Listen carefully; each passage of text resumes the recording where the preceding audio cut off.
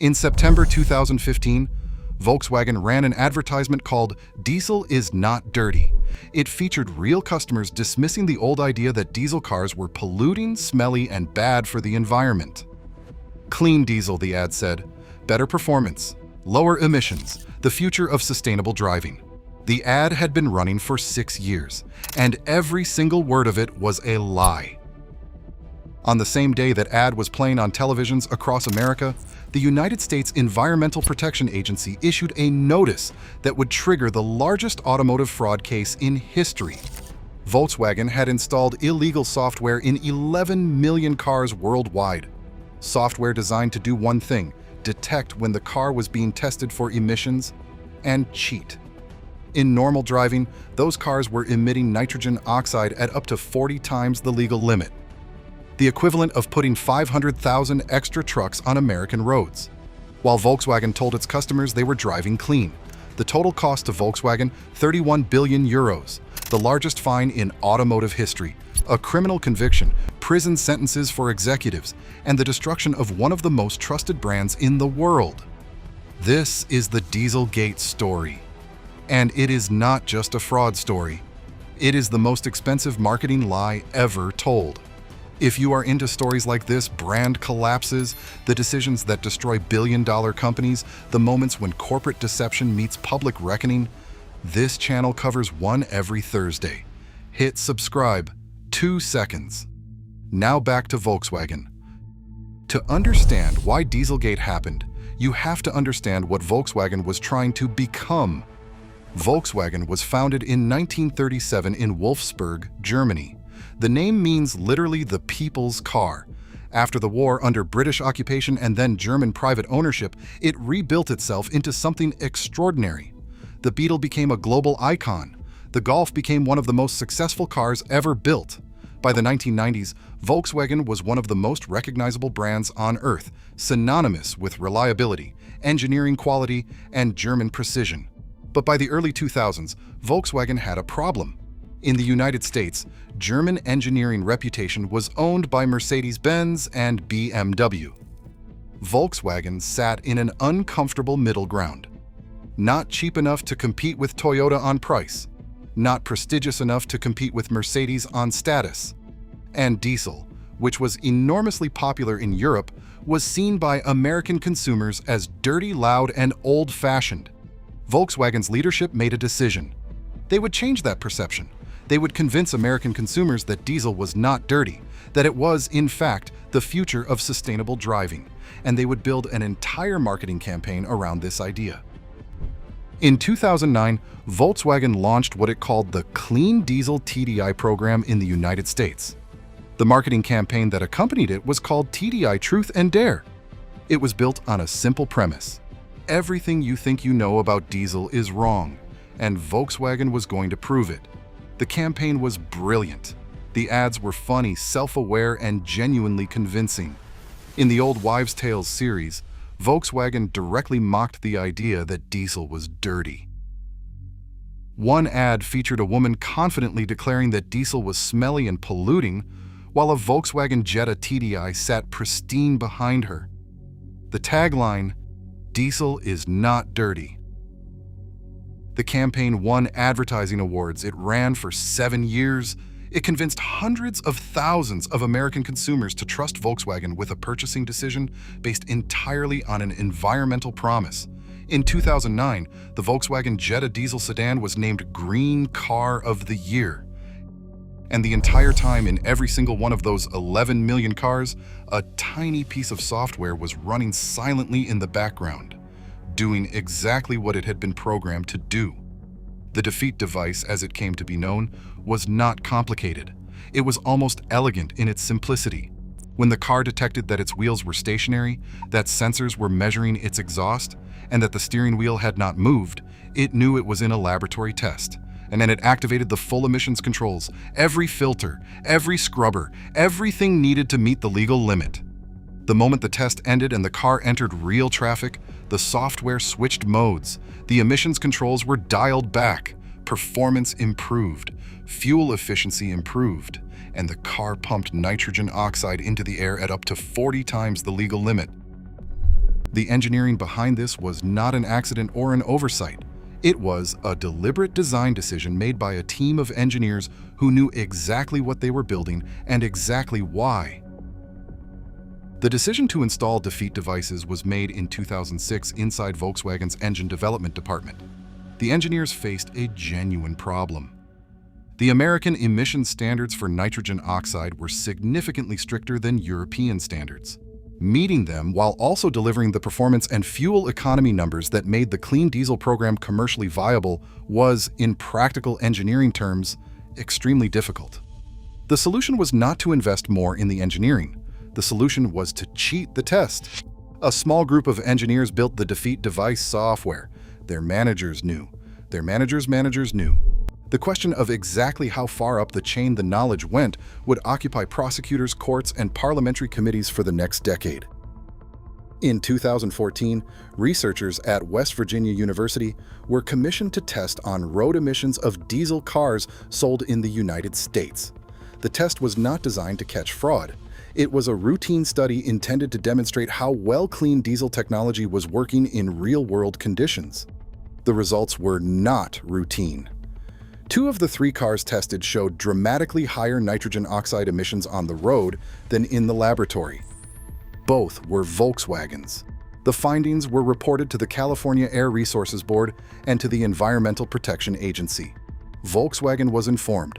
For more than a year, the company's engineers offered technical explanations, carried out a recall in late 2014, and promised a software fix. Regulators tested the recalled vehicles. The vehicles still failed. In a meeting on the 19th of August 2015, something broke. A Volkswagen engineer, described in legal documents simply as unable to stomach the deceit any longer, went off script. He confessed to California regulators that the defeat device existed, that it had always existed, that the software fix had never been intended to actually fix the problem. On the 18th of September 2015, the Environmental Protection Agency issued its notice of violation. The world changed overnight. Within 48 hours, Volkswagen's share price had fallen by a third. In a single week, the company lost 32.5 billion euros in market value. Chief Executive Martin Winterkorn resigned 5 days after the notice. He stated he was stunned by recent events and not aware of any wrongdoing. In testimony before the German parliament in January 2017, he insisted he had never heard the phrase defeat device until the scandal erupted. On 4 separate occasions, he declined to answer questions, citing ongoing criminal inquiries. The Green Car of the Year award given to the Jetta Diesel in 2009 was rescinded in October 2015. Volkswagen's United States chief executive appeared before Congress and became famous for a single sentence: "We have totally screwed up." What followed was the most complex and expensive legal settlement in automotive history. Volkswagen agreed to spend up to $14.7 billion to settle civil charges in the United States alone. The Federal Trade Commission described it as the largest consumer redress program in United States history. In January 2017, Volkswagen pleaded guilty to 3 criminal felony counts and agreed to pay a further $2.8 billion criminal penalty. James Liang, an engineer who had worked on the defeat device from 2006 and had been transferred to California specifically to support the Clean Diesel launch, pleaded guilty to conspiracy. He had worked for Volkswagen for 34 years. The FBI knocked on his door in October 2015. He began cooperating immediately. In Europe, 8.5 million vehicles were recalled across all 28 European Union member states. The total global cost to Volkswagen exceeded 31 billion euros, the largest fine in the history of the automotive industry, by a very long distance. But here's the marketing lesson that gets lost inside all those numbers. Volkswagen did not just install illegal software in 11 million cars. Volkswagen built an entire marketing ecosystem around a LIE. And then it used that marketing to make the LIE bigger, more convincing, and more expensive to unwind. The TDI Truth and Dare campaign ran for 7 years. It won awards. It was celebrated inside the advertising industry as a masterclass in brand repositioning. It convinced hundreds of thousands of people to choose a Volkswagen specifically because of an environmental promise that the company knew was false. The Federal Trade Commission described it as a 7-year advertising campaign based on false claims, the largest false advertising case in FTC history. The marketing department of Volkswagen, whether its individual members knew about the defeat device or not, spent 7 years and tens of millions of dollars amplifying a fraud. Every advertisement made the eventual reckoning more expensive. Every award the campaign won deepened the betrayal. Every customer who chose a Volkswagen Jetta over a Toyota Prius because they believed in clean diesel became evidence in a criminal case. Volkswagen did not just lie to regulators, it lied to its own customers, the people who trusted the brand, the people who read the brochures and watched the ads and made a purchasing decision based on a promise that was fabricated in an engineering meeting in Wolfsburg in 2006. 3 marketing lessons from Dieselgate that every brand builder needs to understand. Lesson 1. Greenwashing is not just unethical, it is criminally expensive. Volkswagen's Clean Diesel campaign is now studied in business schools as the defining example of greenwashing. The term describes companies that market themselves as environmentally responsible, while their actual practices tell a different story.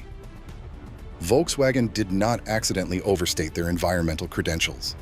They engineered a deception and then spent 7 years marketing it to consumers who specifically cared about the environment. Those consumers are not forgiving. The customers who felt most betrayed by Dieselgate were precisely the ones who had chosen Volkswagen because of its green credentials. And those are the customers a brand cannot afford to lose. Lesson 2. Marketing amplifies whatever is underneath it, including lies. The TDI Truth and Dare campaign was a genuinely excellent piece of marketing. The creative was sharp, the strategy was clear, the media placement was effective, but marketing can only amplify what the product actually is. In Volkswagen's case, the campaign amplified a fraud. Every impression served, every award won, every consumer converted made the eventual exposure more catastrophic. If Volkswagen had never run the Clean Diesel campaign, the defeat device would still have been fraud, but it would have been a regulatory violation. Because of the campaign, it became the largest false advertising case in American legal history. The marketing turned a compliance failure into a brand catastrophe. Lesson 3. Trust, once deliberately broken, does not come back on a schedule. Volkswagen has spent more than a decade and tens of billions of euros trying to rebuild what was destroyed in September 2015. It launched the ID series of electric vehicles. It pledged 50 billion euros in electric vehicle development. It replaced leadership multiple times. The diesel market share in Europe fell from 52% in 2015 to 18% by 2023. Much of that collapse was Dieselgate. All of it was accelerated by a fundamental breakdown in the relationship between a brand and the people who trusted it. When customers discover that a company deliberately deceived them on something they cared about, the relationship does not recover. It ends. Volkswagen still exists. It still sells millions of cars every year, but it is a different company in a different market, fighting a different battle, carrying a reputation that will never fully recover from 7 years of telling 11 million people that their polluting car was clean. Das Auto, the people's car, built on the promise of honest German engineering, the most expensive LIE in the history of the automobile. If this video changed how you think about greenwashing and what it costs to deceive the customers who trust you most, drop a comment below. I want to know, did Volkswagen get off easy with 31 billion euros? Or was the punishment enough? And if you want to see how Wirecard, Germany's most celebrated fintech, pulled off an even bigger fraud for even longer, with a Russian spy at the center of it, that video is right here. Subscribe so you do not miss next Thursday.